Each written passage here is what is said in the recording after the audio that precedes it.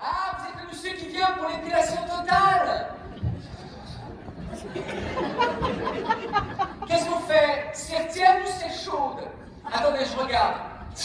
Ah, c'est chaude. Et elle t'emmène dans une petite cabine avec des cloisons très fines. T'entends tout ce qui se passe à côté. En plus, comme je mesure 1m93, j'avais la tête qui dépassait. Et à côté de moi, il y avait un appareil à fondu. Avec un fromage rose. Bleu. Bon. Sur la bicarbonate, elle avait des spatules. Déshabillez-vous, mettez-vous en slip. Je finis le maillot de Madame Laroche, je vous avoue dans 2 minutes. Je fais cool. Ça va vite. Et en regardant le fromage rose qui faisait bleu-bloc, je me suis dit, tout compte fait, je vais peut-être prendre la cire tiède. J'ai à peine baissé mon pantalon. À nous deux.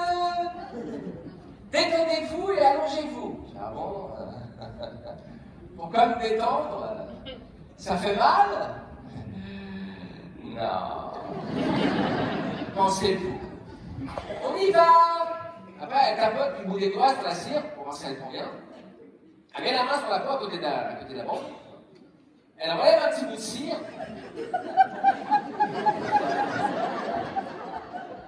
Et là, elle te regarde avec un grand sourire de futur.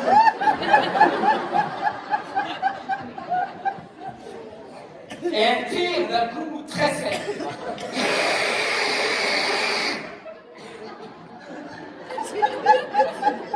Et elle te dit, respirez!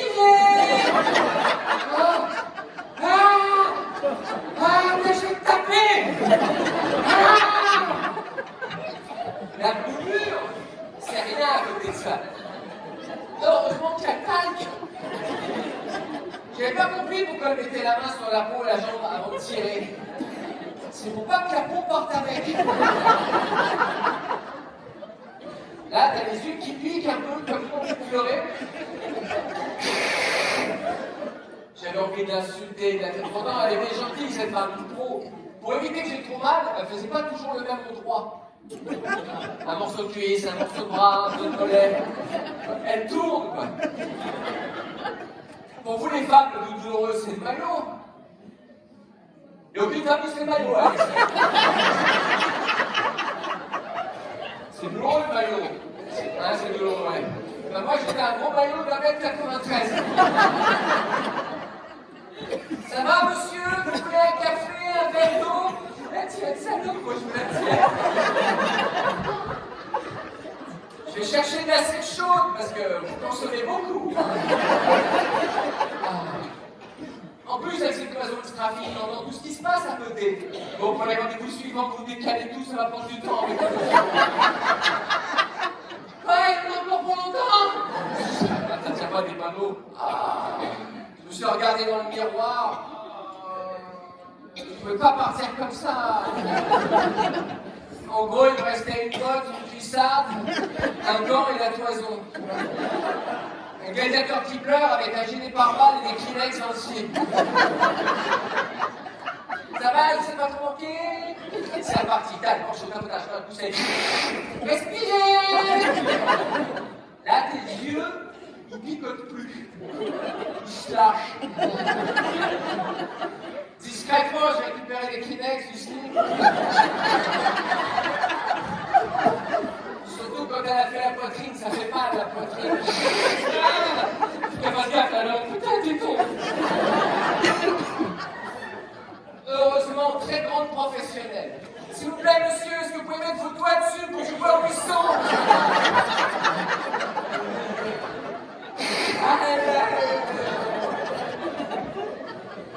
Tout à l'heure, quand ça sera fini, il aura un bonbon.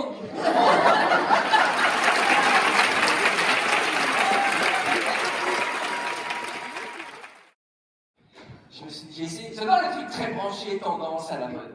J'ai essayé, je sais pas si on a fait par vous, la cryothérapie.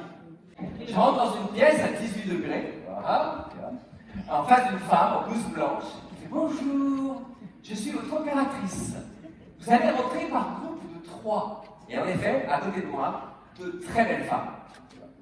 Très important, Ne pleurez pas, sinon ça gêne et vous crève les yeux. Ne respirez pas trop fort, sinon ça gêne dans les poumons. Et bougez, il faut bouger tout le temps.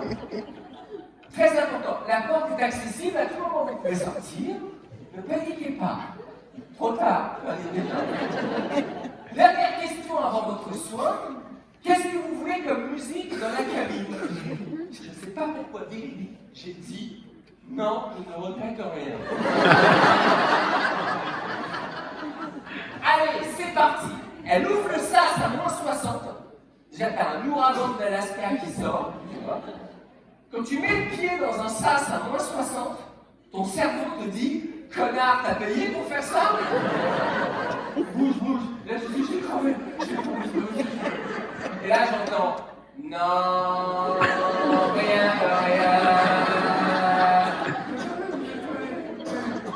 30 secondes passées dans la seconde cabine. Je trotte jusqu'à la poignée. Et là, la main sur la poignée, je me suis dit, est-ce que je vais battre le record de la petite Caroline? Ça y est, -120 degrés. Vous savez ce que c'est, -120 degrés? Non, personne. C'est normal, faut être con pour faire un truc pareil. Et j'entends la blouse blanche qui fait 1 minute 30. Je vous jure, j'ai dit à voix haute, on vient de faire 1 minute 30 ou il y a encore 1 minute 30 à faire?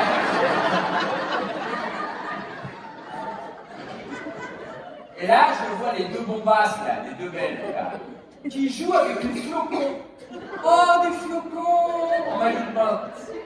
Une femme dans un canapé, dans une pièce chauffée à 22 degrés, elle dit à son mec, tu m'apportes un plaid, tu me fais une tisane, j'ai froid. Et là, à -120 degrés, elle danse avec les flocons. Elles sont belles, elles sont très belles, et j'ai aucune libido.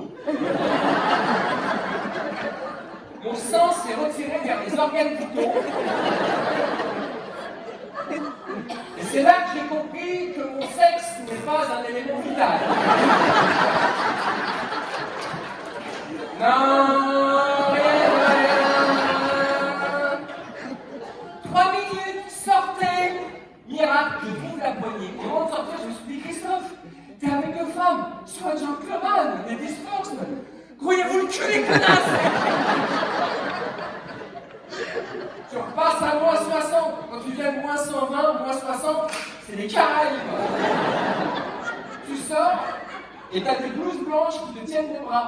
Parce que tu ne peux plus marcher. Ni articuler. T'as l'impression d'être dans un EHPAD.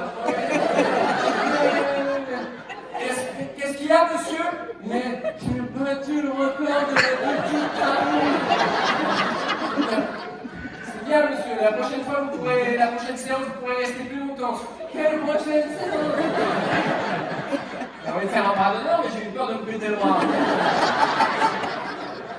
Évidemment, les mecs, on a tous tendance à nous toucher la zigounette. Ah, elle est partie. Elle est cassée. Elle est restée dans la cabine. Je vais chercher ma zigounoune.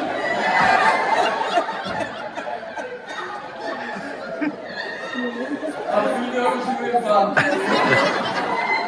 Tant pis, je la laisse.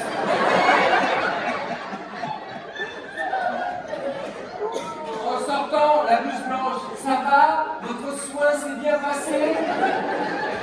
Un soin? Vous appelez ça un soin? Non, c'est un soin. Un soin, c'est amable, huiles essentielles, jacuzzi. C'est à 2 mois. Alors, les effets bénéfiques, je les attends toujours. Je les attends toujours, les effets bénéfiques. J'ai grossi parce que depuis le traumatisme, j'arrête pas de bouffer. Je suis super flippé, et la nuit, je fais que des cauchemars. Je rêve que je suis enfermé dans la cabine à -120 et je trouve pas la porte.